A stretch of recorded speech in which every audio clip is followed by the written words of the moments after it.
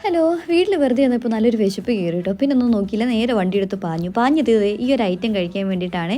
ഇതെൻ്റെ ഫേവറേറ്റ് ആണ് കേട്ടോ, ബട്ടർ ചിക്കനും ബട്ടർ നാനും. അവിടെ നിന്ന് ഒരു സ്പെഷ്യൽ ചായയും കുടിച്ചിട്ട് വീണ്ടും തെണ്ടാനായിട്ട് ഇറങ്ങി. എങ്ങോട്ട് പോകണമെന്ന് അറിയാണ്ട് തെണ്ടി തിരിഞ്ഞ് നടന്നപ്പോഴാണ് കേട്ടോ ദേ ഈ ഒരു കാഴ്ച ഞാൻ കാണുന്നത്.